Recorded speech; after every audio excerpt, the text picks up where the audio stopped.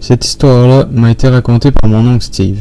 Quand il me l'a racontée, il en tremblait même plusieurs années après ce qui s'était passé. L'histoire, elle se passait lors des années 1950, en Allemagne, dans la ville de Blitz-Estaten.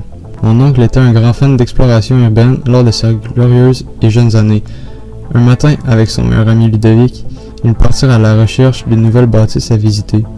Après quelques heures de recherche intense, ils ont fini par trouver un bâtiment qui avait plutôt l'air intéressant à visiter. Le bâtiment se situe à quelques kilomètres de là où mon oncle et son ami habitaient. Les deux avaient décidé d'y aller le soir pour avoir plus d'adrénaline. Le temps avançait de plus en plus et les deux gars commençaient à avancer vers le lieu qu'ils avaient choisi. Mon oncle m'a dit qu'il s'était fait dire que le bâtiment qu'ils avaient choisi dans leur jeunesse était un ancien hôpital psychiatrique de la Deuxième Guerre mondiale. Quand ils sont rentrés dans cet établissement, ils ont ouvert leur lampe de poche et ont tourné dans la première pièce qu'ils ont vue. Mon oncle m'a dit que dans cette pièce, il y avait des seringues partout sur le plancher et il y avait un lit. Après être sorti, Ludovic a dit à mon oncle qu'il avait entendu des bruits de ronflement dans la pièce d'où il venait de sortir. Ils ont décidé de retourner dans la pièce qu'ils venaient juste de visiter, mais la porte était inexplicablement barrée.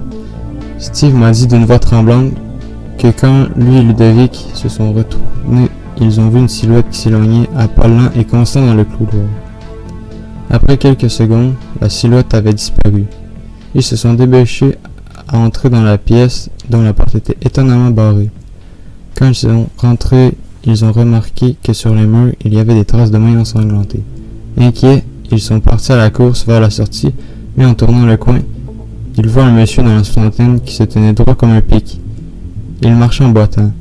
Il criait aux hommes « Laissez-moi passer ». Il avait tellement peur qu'il n'était plus capable de bouger.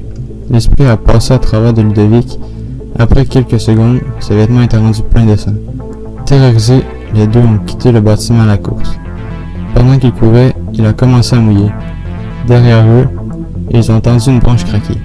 Pétrifiés, ils ont couru plus vite. Rendus à leur voiture, elle ne démarrait plus. Après quelques minutes, une trace de main ensanglantée a apparu dans la fenêtre du passager. Ils ont débarqué et sont partis à la course vers chez eux. Maintenant, mon oncle a changé de maison et il habite avec plusieurs personnes car il est resté traumatisé de cette expérience.